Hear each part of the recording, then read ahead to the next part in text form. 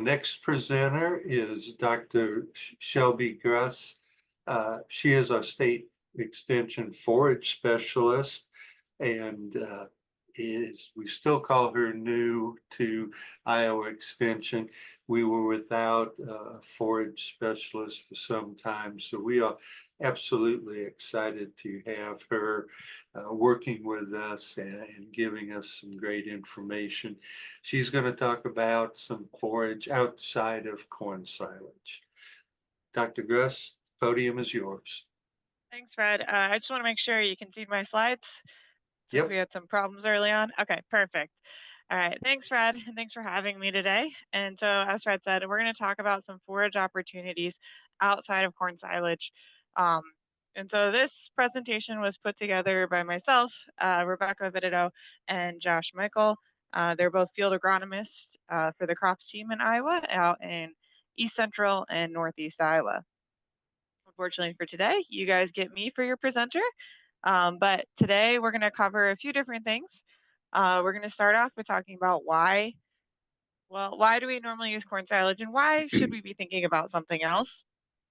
We're also going to think about how we can integrate some of these different forage opportunities and really dive into our summer annuals, cereal grains, and then some other cover crop potentials with mixtures and monocultures, and then alfalfa. I think it's remiss not to talk about alfalfa a little bit, especially on the agronomy side and some of the benefits having alfalfa in your rotation can bring. And so why corn silage? Why is this one of our best opportunities? Well, it's high yielding. You can get about 21 tons per acre at 65% moisture, and so it's fairly reliable in that sense. It has high energy with that starch content, fairly good fiber digestibility, and a lot of times I hear a lot of people transitioning to more corn silage because it's reduced labor compared to other forages that you're having to go mow, then you're raking, then you're tedding, then you're baling. And so there's a lot more that can go into sometimes maintaining a perennial such as alfalfa. But why should we be thinking about something different? And so when we're thinking about corn silage, what kind of things could be problematic is if we're continually doing things in a monoculture year after year, is we start to see a lot more pest and disease susceptibility. We're seeing diseases come back year after year. A new one that's becoming fairly detrimental is tar spot within corn silage, we're seeing early dry down when we get early infection, reduce sugar content, and sugar content is important for fermentation. So we could be having issues with too dry of silage, making it really hard to pack. And then with the reduced sugar content, we could be having a hard time actually going through fermentation. Corn rootworm in Iowa, we have resistance to all the Bt traits in our corn rootworm populations, and so it can be really detrimental in corn. In green corn, there's been reports up to 45% yield losses. And if the grain corn is seeing that, we can see some transition over to that affecting our silage and really affecting that starch content in our silage and also yield overall. And then why else is diversification can increase our resilience of our system. And why do we care about the resilience of our system? And well, so this chart is from NOAA and it reports $1 billion weather disasters from 1980 to 2023. And so if we're looking at this chart and we're following the green bars really is it's our severe storm count. And we can see that over time we're starting to get more and more $1 billion events uh, more frequently earlier in the season. And so these $1 billion events could coincide with our 100-year flood we had up in northwest Iowa this last year. The severe drought many people were exhibiting for the past 3 years prior to 2024. And so all these things could really impact our production. And so thinking about say corn silage, we plant all of our fields at the same time. We harvest them mostly at the same time. And during that growing season, if something happens, we could lose a lot of our forage production for that year in one at one time. And so, how can we spread out our spread the risk, and by maybe diversifying, using something that maybe not get tar spot, or something that's a little more drought resistant, or grows at a different time, so that we're not um, focused on one aspect. And so really trying to manage for resilience instead of maybe not necessarily as much our stability, or kind of a combo of both. And so this photo is kind of just a representation. It's the capacity of the system, and we kind of typically stay around the average. We have some good years, we have some bad years, but if we have an extreme weather event, our goal for a resilient system is that, yes, we're going to be affected. It's going to happen. If we have a massive hailstorm, that forage is probably going to be damaged. But the idea of a resilient system is that we can recover from that more quickly than if we don't have that resilience. And diversification can be one of those opportunities. And so when we're thinking about this, how can we integrate some of these opportunities? And so corn silage, we're thinking about getting it in basically as soon as our soils allow and our weather allows. This can be anywhere from early April, I'm seeing planting, to May, and then we're harvesting late August, potentially early September, trying to maximize that growing season. One opportunity is to add a cereal grain as a cover crop. Cereal grains such as cereal rye, triticale are great opportunities to fill that gap. So we for this, we'll probably be planting our corn silage a little bit later, because after we harvest our corn silage, we'll get our cereal grain into the ground, where it'll grow into grow into the fall, and then go dormant, go through a vernalization period, which will help in the spring it to start growing sooner than most other forages we have available, start growing early, and then go back in with our corn silage. And so this is a way to double crop. So you're taking your pressure off that inside of that growing season and spreading it out throughout the year. There's other benefits to having a cover crop in the ground, and we'll talk about those later. Then, or we could do a summer annual potentially instead of a corn silage. And so a summer annual such as forage, sorghum, pearl millet are opportunities there.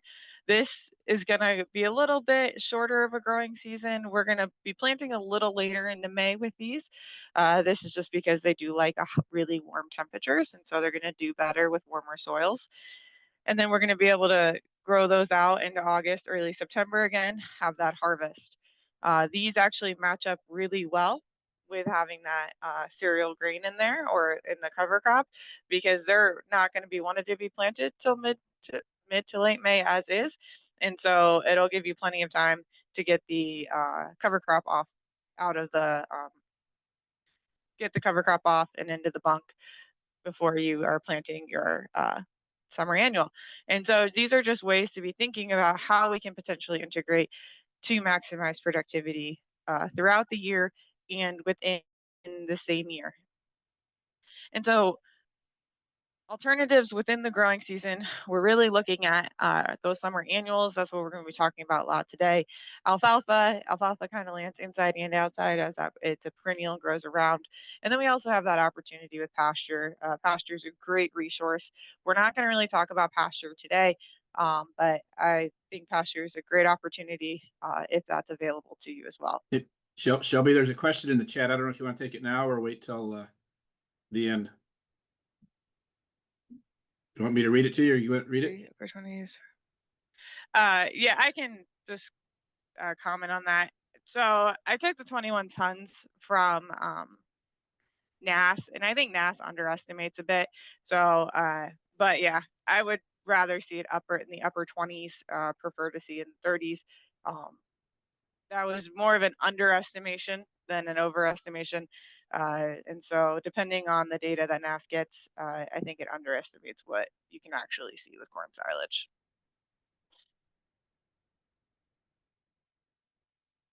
And so, with that, we're going to really talk about some sorghum forage alternatives.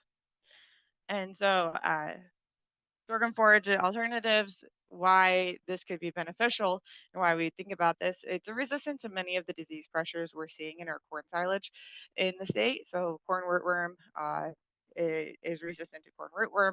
It doesn't get tar spot, and so some of these other diseases we're not really seeing as much on forage sorghums. Now, that does not mean forage sorghum does not get diseases. It does, but some of the ones that we commonly see on our corn silage, we're not seeing so much on our forage sorghums.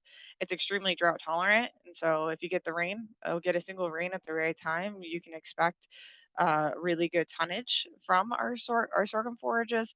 It's high yielding, it has high nutritional value, uh, but it's about 62% cheaper to grow, and just thinking about our seed costs in comparison, corn silage seed can be approximately $220 per 50-pound bag, while sorghum seed, we're thinking of 50 to 100 pounds, to 50 to $100 per 50-pound bag. There's a lot of variation in the seed you can buy, but as you just even letting alone seed costs, we're already reducing the amount we're spending on planting and maintaining the field, and it typically use less pesticides and less fertilizer.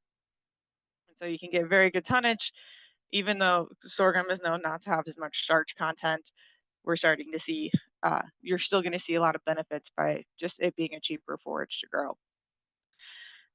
This is just kind of a representation from a trial in 2024 that was conducted at the research farm in Boone, Iowa.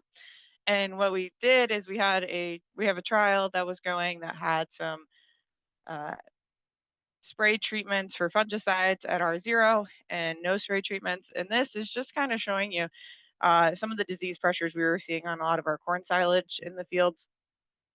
We had considerably more tar spot. We saw a lot of common spot that year and gray leaf spot, while our sorghum stayed fairly disease free throughout the year.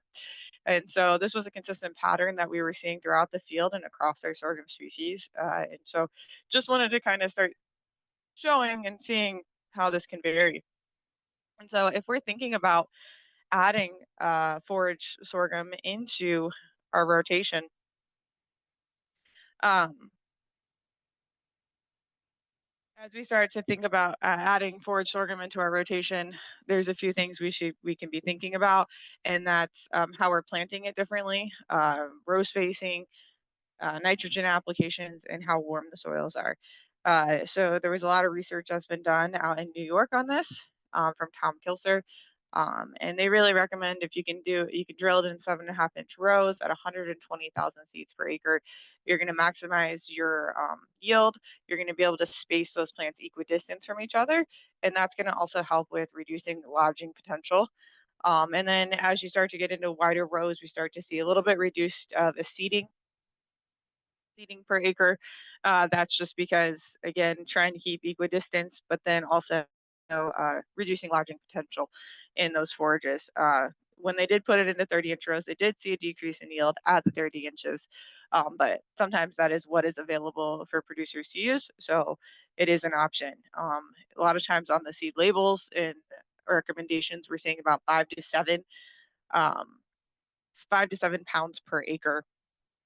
Uh, and that's a recommendation, and that falls into that recommendation for forage sorghum. A lot of that 40 to 120,000 seeds per acre. It's between that 5 to 7 pounds.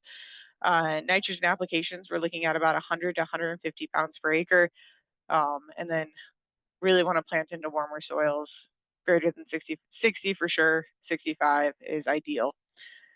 A lot of when we're using forage sorghums, I really suggest a one cut system. Now, if you're looking at using a sorghum Sudan grass or a Sudan grass, we're thinking more of a potentially two cut system where we're cutting it for hay or baleage, or even grazing it. The one cut system is really good for forage sorghum because it's going to really push those yields. We're going to use less gas. You're not driving across the field as often. When we're ensiling it, a lot of times we need to be, it's a little bit more of a wetter silage. And so using an inoculum is really important to ensure good fermentation. Chop slow with sharp knives. Sorghum, I've had a lot of calls on plugging up machinery and things like that. Really need to make sure we're chopping slow those knives are sharp, ensuring a good clean cut, getting that material through because it's a lot of material. And then our length cut about 3/4 to 1.14 inches. This is to ensure we're not losing leachate. Having a little bit longer of a cut length can help with that. And I see Fred sent a message in the chat. Will we see different chemicals compared to corn? Um, Potentially, yes. Not everything that's labeled for corn will be labeled for sorghum. And so, depending on what your common herbicide regimen is or pesticide regimen is, we could be looking at different chemicals to use. So just ensuring you're reading those labels to make sure it's labeled for forage sorghum is important. And sometimes there are things you're not going to need to apply uh, in certain cases. So just being aware of that. And so want to dive into a little bit of data that we got here in Iowa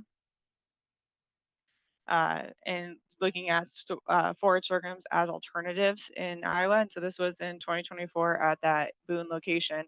And so we had two forage sorghums. One was a male sterile BMR, and the other is an NK300, which is a green type that crosses over into being a silage type. And then we had a sorghum Sudan grass BMR headless, so it's photo period sensitive. It will not put a head in our environment. And then a corn silage, and this is a BMR corn silage that was recommended to us for the area.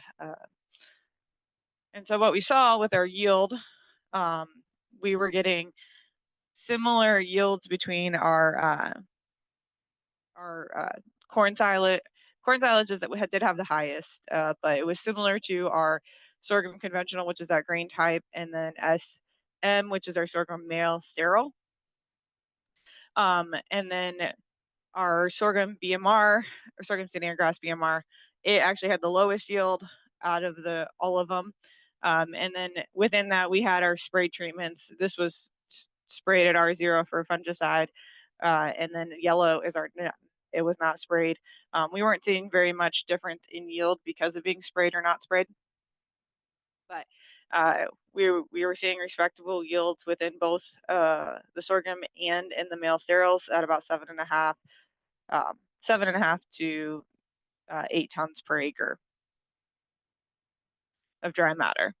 And so then we wanted to look at the nutritive value of these hybrids. And so we were seeing pretty similar results through our crude protein. We had a little bit higher crude protein in our sorghum lines, particularly our sorghum male sterile, and then our BMR photoperiod sensitive sorghum. And this is kind of expected, just because both of those don't produce seed, and so we're not moving that protein from basically the leaves to the seed. So a little bit higher protein we're seeing in the plants there. And then when we're looking at ADF and NDF, I did circle these two specifically because this is a male sterile, and we were seeing considerably high ADF and NDF comparatively to our others. And why I wanted to kind of point that out real quick was this is a male photoperiod sensitive as well. And so it's continually putting on more stalk and more leaves. So it's putting on more fiber as it's growing and continually growing. But in our male sterile BMR, we did have reduced NDF and reduced ADF in comparison to that, but it was similar to our corn silage overall. Then we have our starch and our sugar content.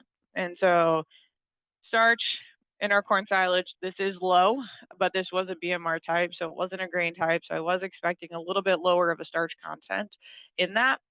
Our grain type of sorghum, it was similar to our corn silage starch levels, although this does not necessarily mean the starch digestibility is there. Unfortunately, typically sorghum silage doesn't have as good of starch digestibility just due to the pericarp on the berry or the grain.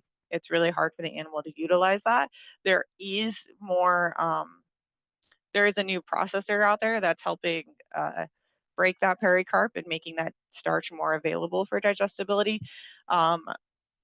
and making that higher. But most of the time, we're not seeing that as good starch digestibility. But what's really interesting is this male sterile line has a lot of interest as we're increasing the sugar content in the plant.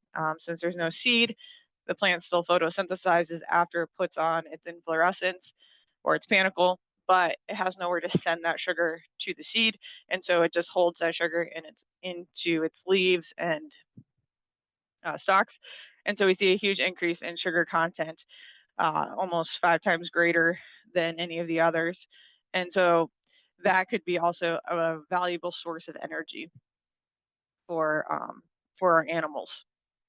And with that, there's a lot of research that's coming out of New York right now looking at these male sterile lines. And so this is from data from Tom Kilser, and they were trying to balance a diet for 85 pounds per day of production level. And so what they did is they were trying to predict that with that 85 pounds, they took our base corn silage diet, dry matters, pounds of dry matter, and replaced it with the sorghum male sterile. So 20 pounds for 20 pounds. They did do a few modifications on some of the other inputs for the TMR, but they were able to get to 85 pounds with complete replacement with using the male sterile sorghum lines. And so this was done for data from 2020 to 2022 in Pennsylvania and New York. And so overall, it's just kind of showing that we can get there and we can potentially use this as a replacement for corn silage. Um, and one thing I do want to know is I'm not trying to get rid of corn silage. That's not my goal here. It's just to say there are other options and maybe we can put some of our acres to something else. And so overall, our sorghum species, we did see high yields. Our forage sorghum was similar to our corn silage. Our quality ranged among our hybrids. Our male sterile had high sugar content. Our sorghum did have higher crude protein. And then we had less pest pressures in general with our sorghum. And now I'm going to talk about a little bit about short stature corn as an alternative in Iowa. So I did kind of lie. We are talking about uh, corn silage too, on top of corn silage, but short stature corn, I've been hearing a lot of interest in this as a potential opportunity. And so uh, I'm going to pause real quick because I just saw Phil sent a message into the chat. Does starch digestibility in sorghum change a lot during storage, like corn silage does? So with the new berry processing that they have, or that's coming available, yes, it does.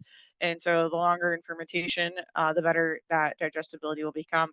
But in older, without that processing, it does not. It's pretty stable. It's very low digestibility. And I have a chart at the end. If we have time, I can show you that information, but we'll keep going on. As last time, I think I pushed right out to the end. And so short stature corn alternative. And so in this, we did another Iowa trial in the Boone County area. And so we had 3 traditional corn silage varieties, varying from Corteva and Bayer. And then this one here again is the BMR. It's the same one that we used in the last trial. And these 2 are dual purpose corn silage varieties. Then here is our 2 short stature hybrids. We planted them at 34,000 and 40,000 seeds per acre.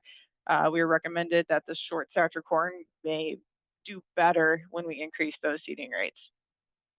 And so what we saw for biomass production, it didn't matter whether our high or low populations, we were seeing pretty consistent yields across the board for biomass production. So we were getting anywhere from 7.5 to almost 8 tons per acre on dry matter basis for all of our hybrids. And so thinking, okay, that's a really great opportunity. Our 2 short stature corns on the right here, doing great. They're matching traditional corn silage. And with that, we also saw we wanted to check the nutritive value of these hybrids. And so what we were starting to look at is crude protein, NDF, ADF. Really wanted to see how these values were changing because shorting the plant was hopefully going to reduce some of that fiber in the plant. And then overall, the digestibility of that NDF at 30 hours, and then our starch content. some of the interesting things we were seeing is that we were seeing reduced NDF in our short stature corn hybrids, and a little bit of reduced ADF as well. But of our the digestibility of that NDF ends up being about similar to our other hybrids, except our BMR. Our BMR did have the highest, the digestibility of the NDF was the highest in this case, which makes sense. BMR is supposed to help reduce lignin, so it should be a better digestible product. And then we have our starch content. We did have better starch in that in the BMR hybrid in this trial than we did the other one. But overall, we were seeing highest starch content in our short stature corn hybrids. So we were reducing some of the biomass from the stem and the leaves, from the stem really, and we were replacing it a lot in that starch. And so overall for this trial, what we started to see is that our short stature corn, it had lower fiber and higher starch. We did note that it was about 20% shorter in comparison to our traditional corn hybrid.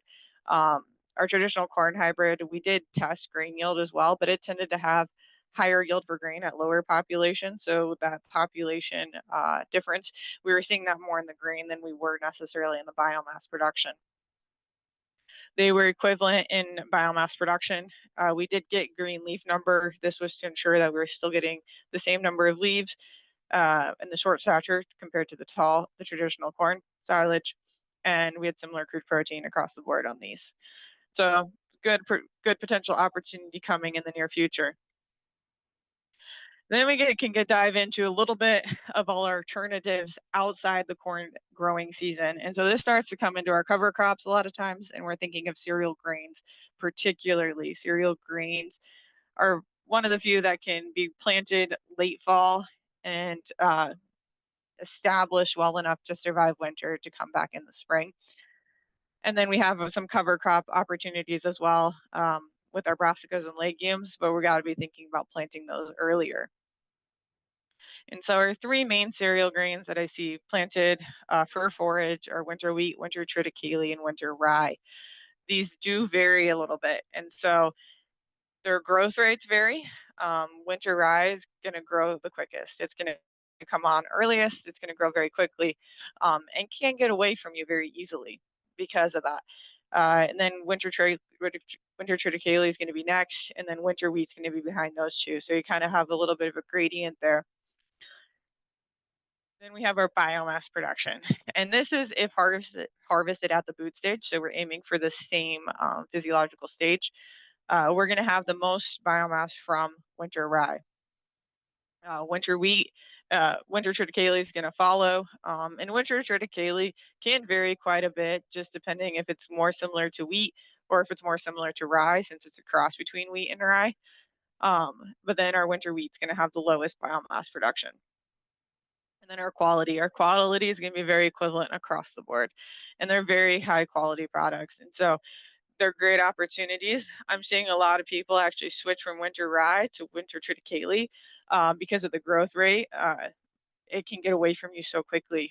And so if we don't have a good window to be able to harvest, um, winter rye is going to go from the boot stage to basically being straw very quickly. And so some people are switching to winter triticale to give themselves a little bit more of a window to get that in.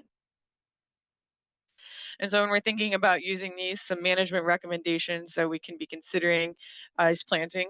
Planting rates, we're thinking about 2 bushels per acre. This is going to maximize biomass production. And we want to plant early. The earlier we plant, most likely the better yields we're going to receive from getting it in. So if we can get it in early September versus October, we're more likely to get better biomass production. And then nitrogen rates. Typically, we're looking at 40 to 60 pounds. If we start getting over that 60 pounds in early spring, we're probably going to start to see some lodging potential. And so we really want to stay around that 60 pounds. If we're using manure, we may be increasing that rate to about 80 pounds per acre. But if we're using synthetics, try to stay below that 40 to 60 is ideal. This should be applied early spring before rapid growth. And so this will allow the plant to uptake it and utilize it during that rapid growth period. Harvesting, we could be, it depends on your goals, I guess, here, can go back and forth. But boot stage, we're really looking at maximizing that quality. You have about 60% total digestible nutrients. Our NDF is about 55%. You're looking at about 1.5 tons per acre. Where if we push it back to that flowering growth stage, we're really looking to maximize yield. Our TDN is going to start going down about 55%. And then our NDF is going to increase, and our crude protein is gonna drop considerably. I don't have it on this slide, but if we harvested at the boot stage, we could be looking at 18 to 20%, 18 to 21% crude protein. But if we push it back further, that's going to drop considerably going into that flowering stage. I do recommend using this for haylage or baleage. It can be hard to make dry hay. It's a fairly wet forage, but we're harvesting this in the spring when we typically have a good amount of precipitation. And so having a harvest window that's 4 days long, that's going to take to make dry hay, can be really difficult.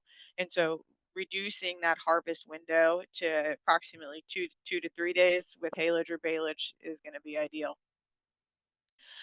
This should be terminated 10 to 14 days prior to corn silage planting. So that's where those rotations can get a little tight. We were talking about earlier on the integration, but that's just to ensure that we're not having carbon tied up or nitrogen tied up through microbial activity in the soil. That gives that corn silage a chance to really use the nitrogen that's there. And so some trials that were done up in Nashua, Iowa in 2023. There was a summer annual, winter annual rotation, and I just pulled out the winter annual data here. They applied 50 pounds of nitrogen, and so we had winter wheat, triticale, cereal rye, and you can start to see that tonnage go get higher as we go from the winter wheats to the triticale to that winter rye, averaging about 2 tons per acre of dry matter. So it can really boost production throughout the year utilizing some of these cereal grains. But with that, we really need to be thinking of nutrient removal rates, as this is going to removing more silage from the field. We're going to be removing nutrients as well. And so nitrogen, we're going to be removing 17 pounds as is, 17 pounds of nitrogen as is tons removed. The 50 pounds is based on dry matter tons. And so you can see potassium, if we're looking at dry matter tons removed, we're going to remove 18 pounds of potassium. And then phosphorus, about 80 pounds of phosphorus. And so if we were to have 2.1 tons per acre of dry matter, we need to be thinking of replacing 100 pounds of nitrogen, 40 pounds of potassium, and 160 pounds of phosphorus. So really thinking about what we're removing to ensure that we're supplying the fertility for our following crop. Cereal grains overall, they rotate well with corn silage and summer annual, so they can fit into that rotation well in a double cropping system. They're high quality, typically high yielding as well, so it's a great opportunity to utilize typically when the land is fallow. Can be hard to put in or hard to get in wet springs. Really, that's where that haylage and baleage are going to pay off to help removing it a little quicker off the field. It can reduce runoff as well. So you have a cover crop growing all year round. If you're fall applying for nitrogen, it's going to hold on to that for the next year. So we're going to reduce runoff. We're going to reduce soil erosion and different things like that. But we do have that tight window for harvest and getting it planted following the corn silage. So it can be tight windows depending on the environment and weather. It could be a hindrance. And so then we have other opportunities with cover crop selection. When are we planting is really going to be playing a big factor in what we can plant. And so this is adapted from the cover crop field guide. Midwest Cover Crop Council puts out a field guide for a lot of different cover crops. And so if we're planting late fall, following our corn and soybean harvest, we really don't have too many options. Grasses are going to be our best option, and cereal rye is our most winter hardy. And so it's going to be one of the few options that you can plant when you're planting in late fall. If we get into earlier fall, and this is prior to corn or soybean harvest. This is if we're starting to integrate it uh, between the rows before harvest. We can start thinking about a few other options, grasses and legumes and broadleaves. Some of those are going to do a little bit better under that canopy, but we're typically going to see pretty limited growth on those until it is harvested.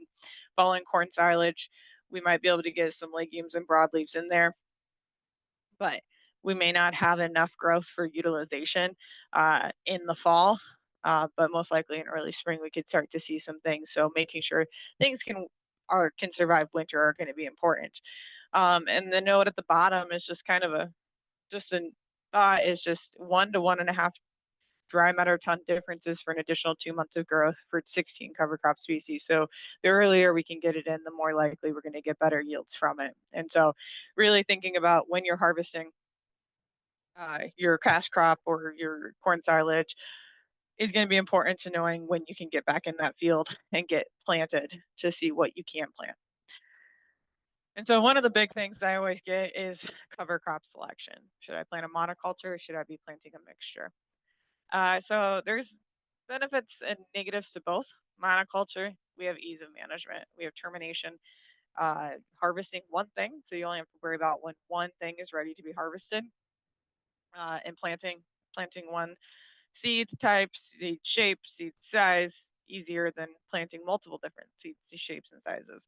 And it's easier to select the field you're going for. You can select the conditions for that species you're planting. When you're thinking about a mixture, there is a bit more flexibility in selection. There's something most likely will grow wherever you plant it, especially in really large mixtures. You're going to get something to plant. Potentially with greater biodiversity, having more in the field at one time. But you got to be thinking about we're also going to be having more specialized equipment. Uh, and so if you have a seed mixture that's 18 different types of seeds, all different shapes and sizes, to make that successful, we got to be thinking about the equipment we're using to plant it. And then you can potentially cover more goals. And that's one of the big ones. And so uh, in a study that was done that covered over 120 different cover crops, 120 studies that covered mixtures compared to monocultures. They were comparing 7 components with that went from weed suppression to the following year's crop yield and biomass production. They saw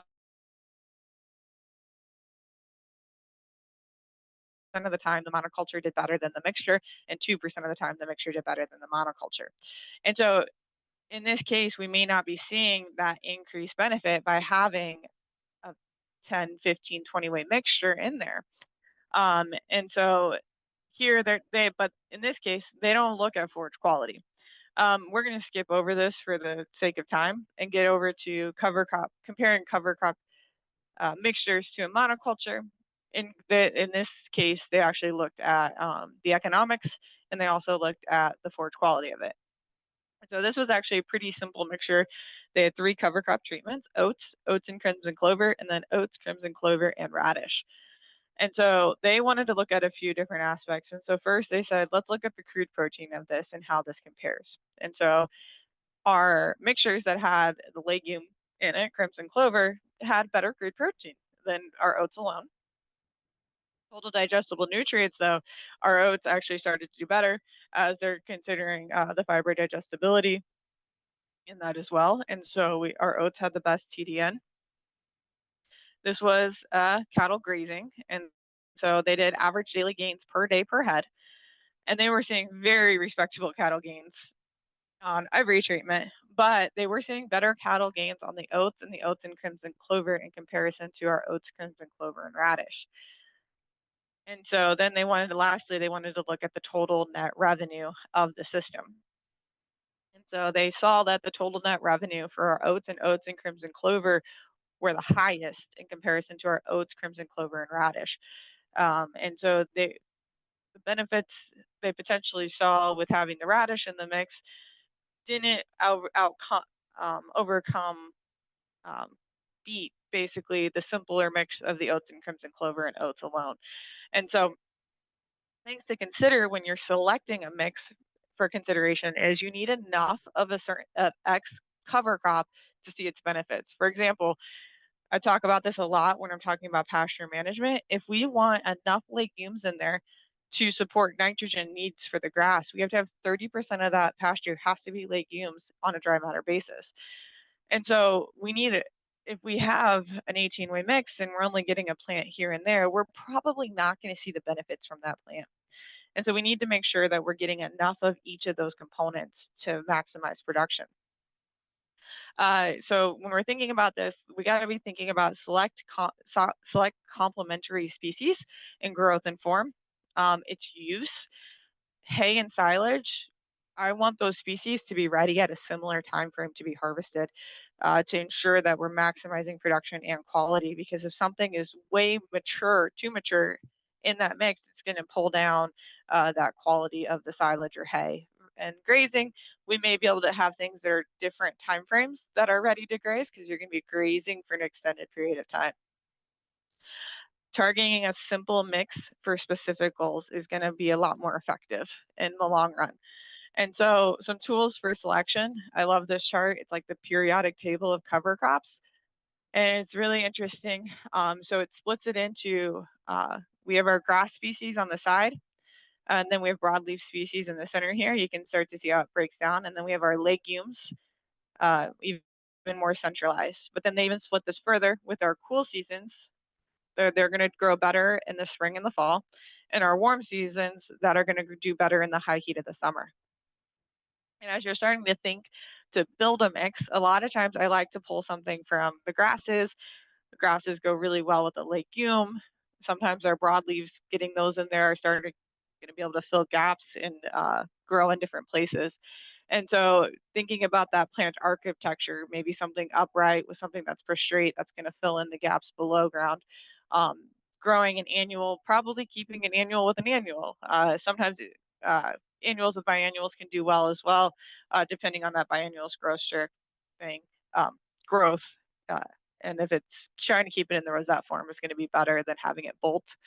And then perennials with perennials, those being able to match those growths together, unless you're using the annual as a nurse crop. But we're not going to dive into that. But some of these things you can start to look at and be able to match what you're growing with what.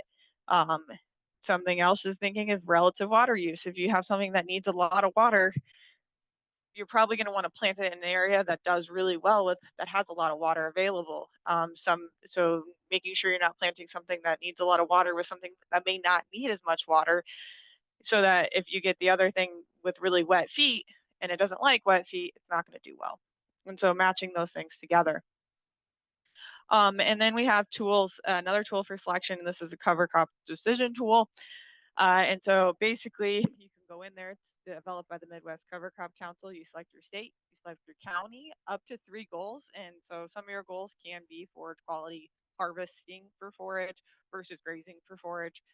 And then your expected planting date and harvesting date of your cash crop, because then that'll block off when you can't be growing your cover crop. And so then it'll come in here and rate the different cover crops that we see commonly in Iowa for your area. And so it's just a good little tool to use. And just real quick, because I know I'm butting up on time, really want to talk about just having alfalfa in that rotation, how it can be beneficial. And so alfalfa has that extensive root system. It's a perennial. We're going to keep something living on the ground all year round, which is going to help with water infiltration and reduce erosion potential, increase our organic matter. And typically it's high yielding and high quality. And so an interesting trial that's going on in central Iowa are these Marsden plots. And this is a 20+ year trial. And they have 3 rotations. And so they have a 2-year rotation that's just corn and soybeans, a 3-year rotation that's corn, soybeans, and then it is oats with red clover. And then our last one is a 4-year rotation that goes from corn, soybeans, oats as a nurse crop for alfalfa, and then 1 year of alfalfa. And then we go back to the corn and soybeans. And after this, there's been a lot of things tested on this trial, and they saw a lot of benefits with that 3-year and 4-year rotation. So just having that red clover legume and that alfalfa in the rotation showed a lot of benefits. And they were seeing mineralizable nitrogen increases from 22 to 51%. they saw a 57% lower nitrate reduction in those fields, 50% lower soil erosion, and 20 pounds per acre reduction in weeds. And then with that, they also saw an increase in their corn yields and their soybean yields. So diversifying that rotation can really be beneficial outside of just not relying on a single time frame for your forage yields. And so, in conclusion, this was really just the setup or risk mitigation and our dependency on one crop, pest management to help reduce those building up those pest pressures that we could be seeing through diversification.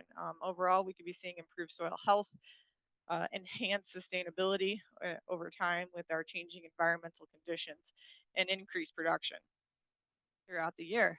And with that, if there's time for some questions, this is my information, Rebecca's and Josh's. We'd all be really grateful, happy to answer any questions you have. Yeah, and that's all I have for today. Thank you. We do have a question that popped up. You want to take a look? Yep, that's from me, so I Okay. can Okay. talk about it too. Shelby's been to that farm. Last year they had beautiful triticale on May 23rd, and then just as they were getting ready to harvest it, it rained for 2-3 weeks, and it turned to, it's still pretty good feed, but it turned to straw, right? It wasn't near as digestible. So they were wondering this year if they'd really go forward or move it to harvest it a whole week ahead of time, how much they'd be losing in production. And I think you said before it's going to be pretty significant, right? So can you give any advice on how they should think through that? So I would say if you're you will start losing yield. That's an unfortunate part. The plant does go through a pretty exponential growth rate as it gets into that stem elongation phase and moving into the boot stage. But if you are within a week of harvest, you know that boot stage is right around the corner. You're seeing that flag leaf out. Um, you should be thinking about, okay, where's my window, and trying to get that out of the field, because like you said, if it starts raining and it doesn't stop raining, you all of a sudden you have straw in the field, and so you're going to lose a lot more quality. And so if you have enough high quality forage that you don't necessarily need to take it off early, but that this is something that is your goal. So it really kind of lines up with what you need. But if you're looking for that high quality forage, you need it. I'd say when you're within a week of harvest and you're looking at that forecast and you have a window, you should probably be taking it. I can't give you an exact number on how much yield you will lose when you're harvesting it a little bit too early. But it does go through a pretty exponential phase during that time frame. So you're going to be, if I was to put a number on it, anywhere from a quarter to probably a half a ton yield loss, depending. Yeah. But So pretty significant percentage. Yeah. pretty significant percentage. But yeah, and so, but that's also really trying to make sure that you're being aware of the forecast that's ahead. And I know it can change fairly quickly. But if you have a pretty good dry week ahead of you, you can hold off and stuff. But if you see it all set and turn to just rain after rain after rain, you may be considering doing it a little bit earlier. I think it's one of the things you're just going to accept that some years it's going to work and some years it's going to be, always going to be okay, yes. but some years it's going to be great and some years it's going to be okay. And yeah, that's the way it's going to be.